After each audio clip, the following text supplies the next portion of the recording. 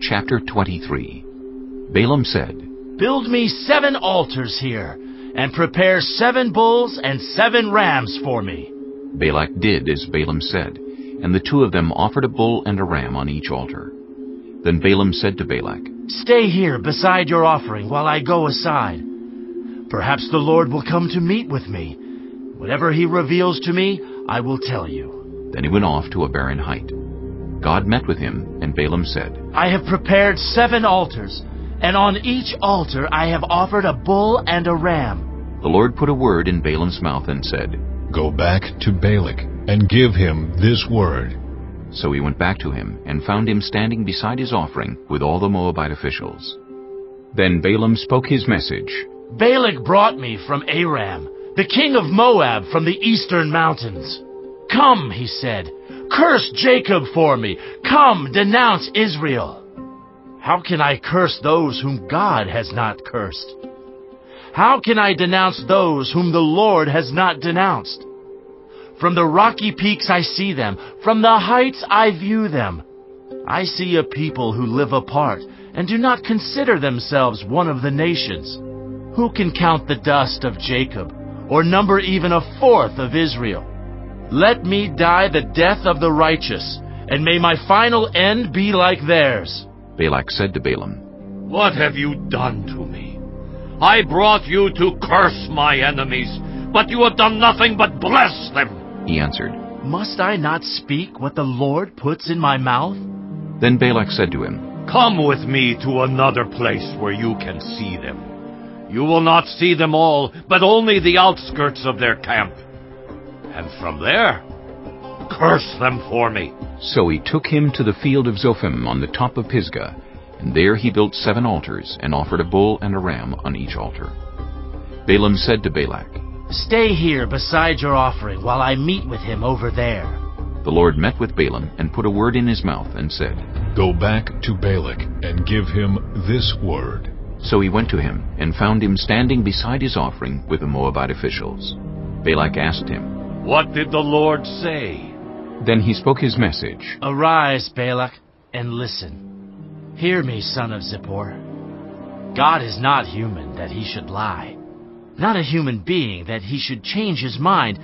Does he speak and then not act? Does he promise and not fulfill? I have received a command to bless. He has blessed, and I cannot change it. No misfortune is seen in Jacob, no misery observed in Israel. The Lord their God is with them. The shout of the king is among them. God brought them out of Egypt. They have the strength of a wild ox. There is no divination against Jacob, no evil omens against Israel. It will now be said of Jacob and of Israel, See what God has done. The people rise like a lioness. They rouse themselves like a lion that does not rest till it devours its prey and drinks the blood of its victims. Then Balak said to Balaam, Neither curse them at all, nor bless them at all. Balaam answered, Did I not tell you I must do whatever the Lord says? Then Balak said to Balaam, Come, let me take you to another place. Perhaps it will please God to let you curse them for me from there. And Balak took Balaam to the top of Peor, overlooking the wasteland. Balaam said, Build me 7 altars here, and prepare 7 bulls and 7 rams for me. Balak did as Balaam had said, and offered a bull and a ram on each altar. Chapter 24. Now when Balaam saw that it pleased the Lord to bless Israel, he did not resort to divination as at other times, but turned his face toward the wilderness.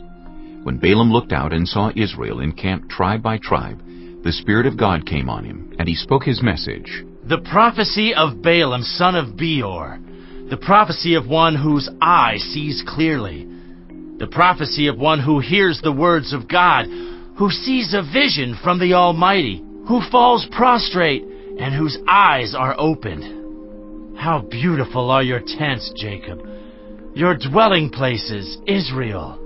Like valleys they spread out, like gardens beside a river, like aloes planted by the Lord, like cedars beside the waters. Water will flow from their buckets, Their seed will have abundant water.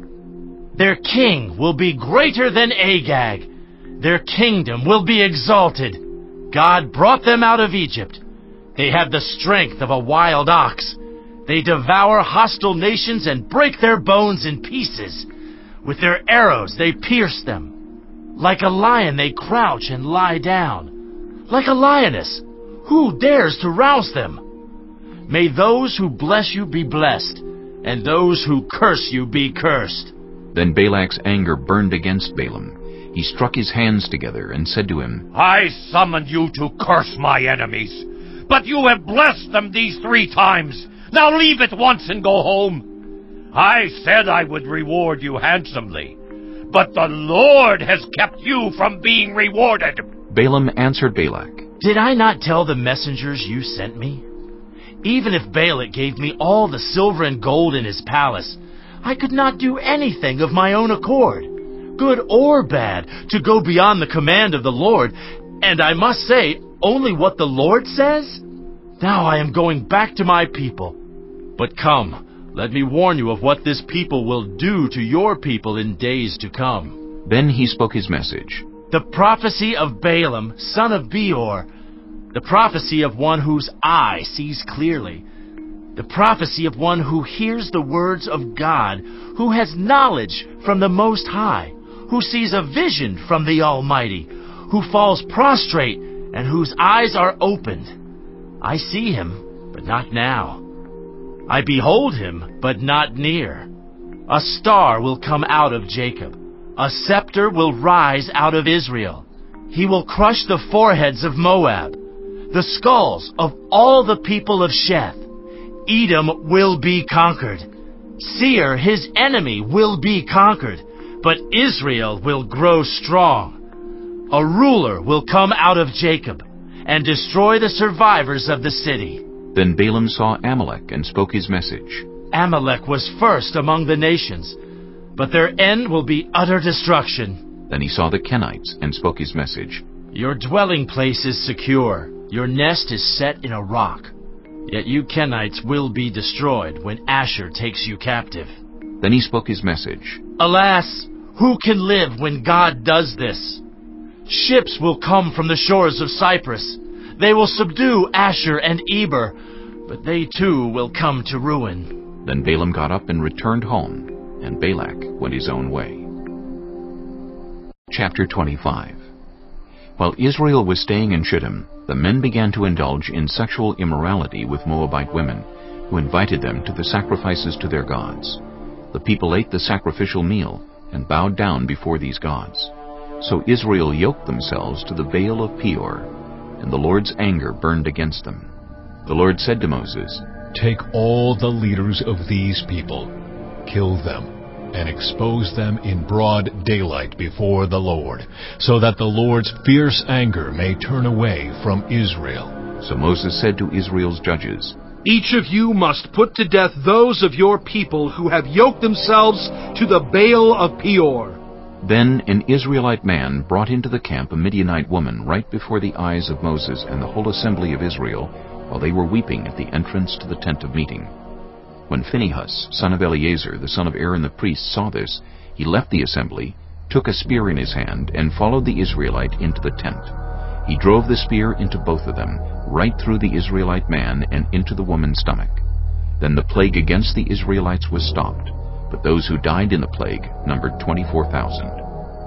The Lord said to Moses, Phinehas, son of Eleazar, the son of Aaron the priest, has turned my anger away from the Israelites.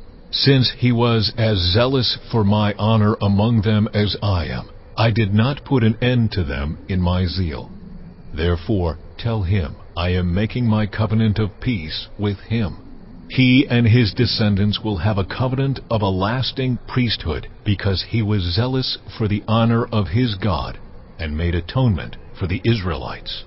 The name of the Israelite who was killed with the Midianite woman was Zimri, son of Salu, the leader of a Simeonite family. And the name of the Midianite woman who was put to death was Cosbi, daughter of Zur, a tribal chief of a Midianite family. The Lord said to Moses, Treat the Midianites as enemies and kill them.